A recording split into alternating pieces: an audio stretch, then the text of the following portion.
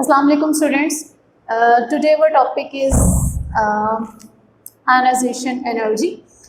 This is the first chapter and I'm your chemistry teacher. आज का बेटा हमारा टॉपिक है पीरियोडिक। ये हमारा जो चैप्टर है, पहला chapter periodic classification of elements and periodicity.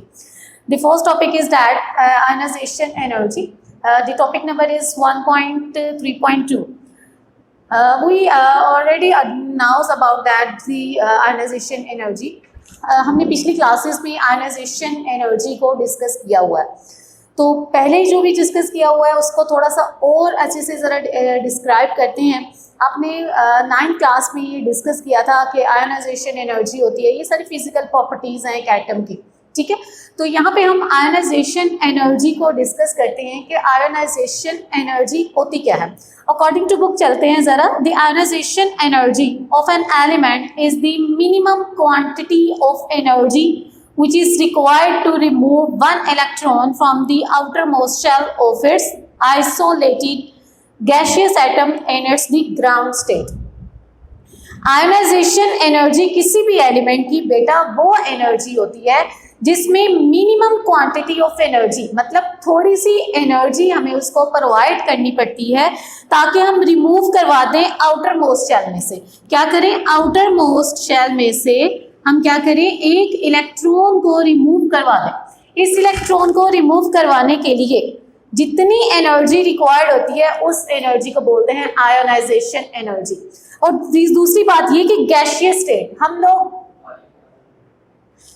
Gaseous state हम क्या है? गैसियस स्टेट मीन्स दैट हम लोग क्या करेंगे? गैसियस स्टेट में किसी भी एटम को लेंगे, हम लिक्विड या सॉलिड फेज में नहीं ले सकते. क्योंकि बेटा रीज़न इज दैट कि गैसियस स्टेट में जो होगा हमारे पास उसमें वो रैंडम इन मोशन होगा, ठीक है. और लिक्विड में जो होगा हमारे पास वो उनके पास ऑलरेडी और बहुत सारी फोर्सेस होंगी और सॉलिड में भी बहुत सारी फोर्सेस होंगी. इसलिए हम इसको गैसियस स्टेट में लेते हैं. और gaseous state and it's the ground state, और उसकी ग्राउंड स्टेट से हम इसको लेते हैं ताकि ग्राउंड स्टेट से हम उसको आगे जो है उसकी आयनाइजेशन एनर्जी फाइंड आउट कर सकते हैं.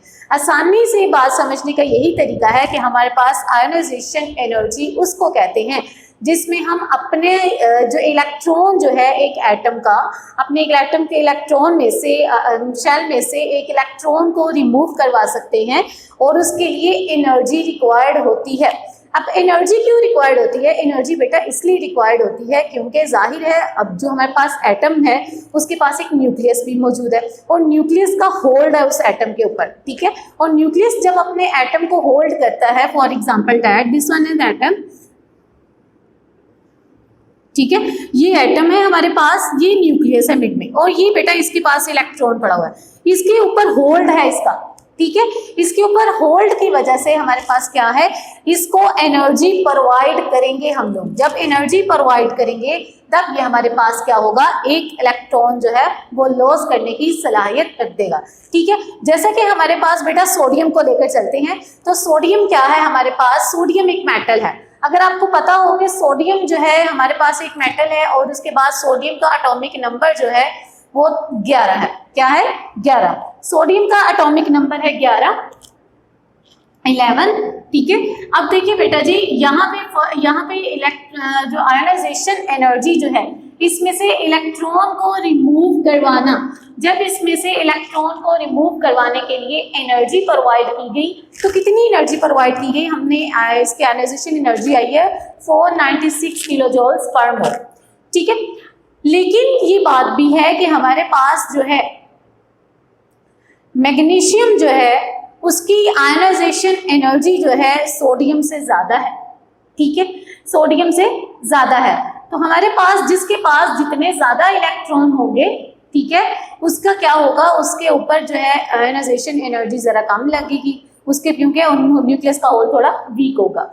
जैसे कि मैग्नीशियम ले लेते हैं. मैग्नीशियम की फर्स्ट आयनाइजेशन एनर्जी जो है वो 738 किलो जूल्स पर मोल है. जब हमने मैग्नीशियम का एटॉमिक नंबर है 12, ठीक है. मतलब यहाँ पे अगर मैं मैग्नीशियम का एटम ड्रॉ करूँ तो like that form,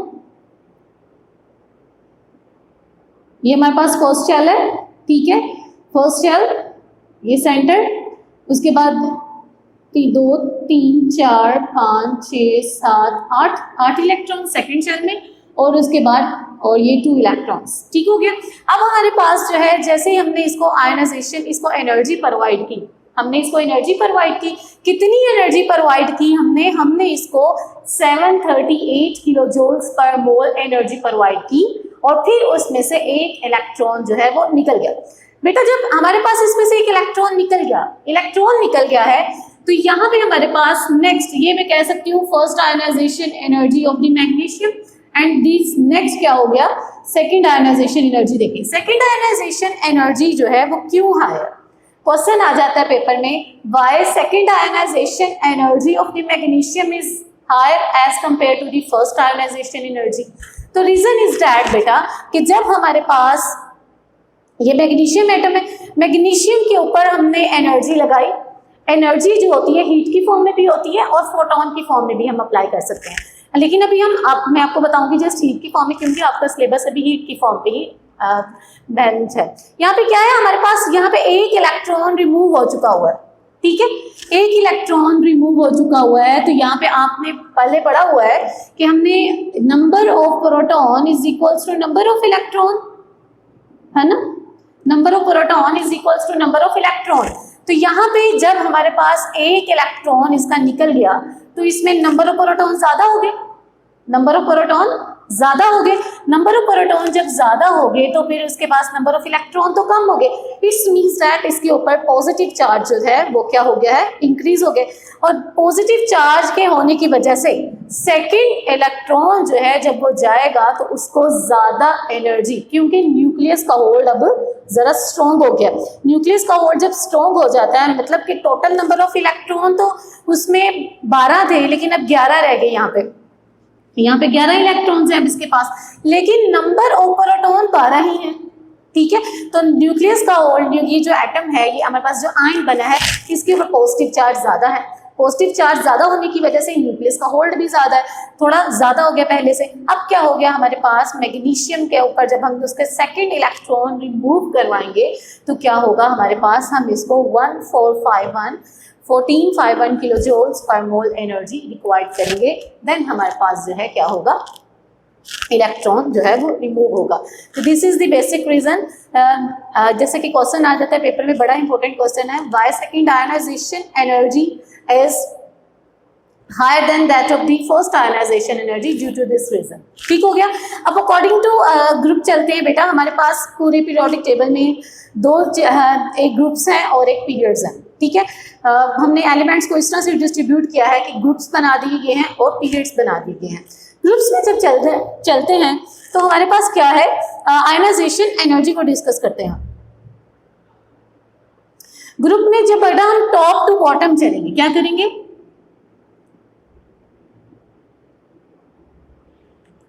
top to bottom चलेंगे, ऊपर से जब नीचे आते हैं तो आपको पता है कि हमारे पास ऊपर से जब नीचे आते हैं तो एटम का साइज बड़ा होता चला जाता है। ऊपर से जब नीचे आते हैं तो नंबर ऑफ एटॉमिक नंबर जो है वो इंक्रीज होता चला जाता है। एटॉमिक नंबर इंक्रीज होता है तो बेटा शील्डिंग इफेक्ट भी इंक्रीज होता चला जाता है, ठीक है। यहाँ पे मैं एक सीरीज लिख देती हूँ, उस सीरीज में आप देखिएगा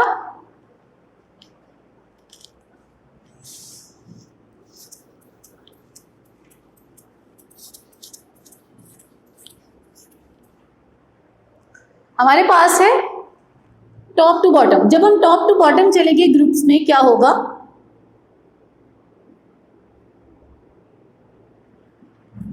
टॉप टू बॉटम चल रहे हैं तो हमारे पास क्या हो रहा है,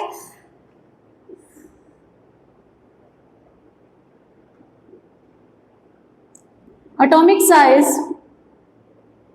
इंक्रीजेस, एटॉमिक साइज इंक्रीज हो रहा है। क्यों हो रहा है, क्योंकि एटॉमिक नंबर इंक्रीज हो रहे हैं, नंबर ऑफ इलेक्ट्रॉन्स इंक्रीजेस।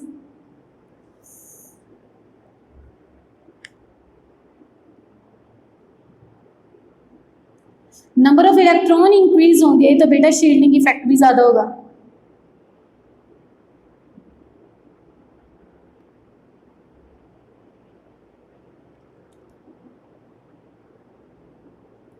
तो बेटा शील्डिंग इफेक्ट ज़्यादा हो जाएगा तो क्या होगा, हमारे पास न्यूक्लियस का होल्ड जो है, टॉप टू बॉटम आ रहे हैं तो न्यूक्लियस का होल्ड जो है वो वीक होता चला जा रहा है, ऐसा ही है।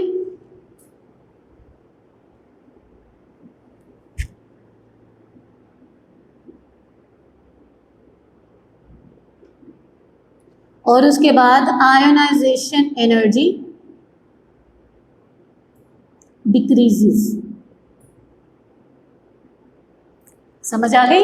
आयोनाइजेशन एनर्जी डिक्रीज हो जाएगी। यहां पे देखिए जरा, हम फर्स्ट ग्रुप को देख लेते हैं, lithium, sodium, potassium, rubidium and caesium. ठीक है, यहाँ पे देखिए जरा, सबसे ज्यादा आयनाइजेशन एनर्जी किसकी ज्यादा है? लिथियम की। हालांकि लिथियम का एटॉमिक नंबर 3 है, लिथियम का एटॉमिक नंबर है 3। ठीक है, इसके अंदर जो है सिर्फ 3 इलेक्ट्रॉन्स हैं। ठीक है, only 3 electrons in lithium atom, atomic number 3।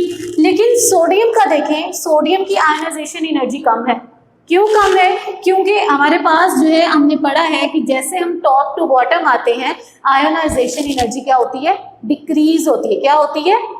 Decrease होती चली जाती है। और हमारे पास ये जो है, देखिए जरा, यहाँ पे आयनाइजेशन लिथियम की सबसे ज्यादा है 500+, उसके बाद सोडियम की उससे कम, पोटेशियम की उससे कम, रुबिडियम की उससे कम और सीजियम की उससे कम। इस तरह हमारे पास जैसे जैसे हम ऊपर से नीचे आएंगे, एटम का साइज बड़ा होता चला जाएगा। एटम का साइज बड़ा होगा तो नंबर ऑफ इलेक्ट्रॉन्स भी बढ़ेंगे, नंबर ऑफ इलेक्ट्रॉन्स बढ़ेंगे तो शील्डिंग इफेक्ट इंक्रीज हो जाएगा। न्यूक्लियस के दरमियान जो है वो शील्ड्स डेवलप हो जाएंगी। शील्ड डेवलप होने की वजह से न्यूक्लियस का होल्ड बाहर वाले एटम पर कम हो जाएगा। बाहर वाले एटम पर कम हुआ तो आयनाइजेशन एनर्जी क्या हो जाएगी? डिक्रीज हो जाएगी। समझ आ गई? नेक्स्ट देख लीजिए, हम देखते हैं पीरियड्स। पीरियड्स में देख लें, पीरियड्स में हमारे पास क्या होता है, जब मूव करते हैं हम लेफ्ट टू राइट। ठीक है, लेफ्ट टू राइट हम मूव कर रहे हैं तो क्या होगा बेटा? लेफ्ट टू राइट मूव करते वक्त क्या होता है? सबसे पहला क्या है हमारे पास? Helium, lithium, barium, boron, carbon, nitrogen. जब हमारे पास जो है, हमारे पास हीलियम है, लिथियम है, लिथियम का एटॉमिक नंबर 3, बेरिलियम का 4, बोरॉन का 5, कार्बन का 6, कार्बन का 6, ऑक्सीजन, नाइट्रोजन का 7, ऑक्सीजन का 8, फ्लोरीन का 9 और नियोन का 10। इसमें ग्रेजुअली क्या होता है, एक एक नंबर ऑफ इलेक्ट्रॉन इंक्रीज हो रहा है। नंबर ऑफ इलेक्ट्रॉन इंक्रीज तो हो रहा है, लेकिन नंबर ऑफ शेल इंक्रीज बिल्कुल भी नहीं हो रहे। नंबर ऑफ शेल इंक्रीज नहीं होते, जिसकी वजह से क्या होता है, हमारे पास एटॉमिक साइज, इसी को देख लीजिए, रिप्लेस कर देते हैं थोड़ा सा।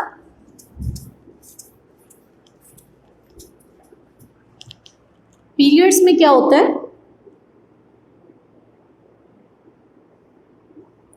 पीरियड्स में हम लेफ्ट टू राइट मूव करते हैं।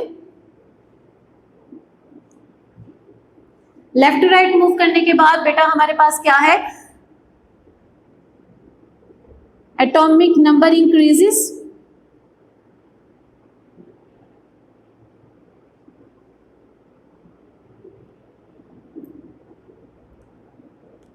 Shell number same,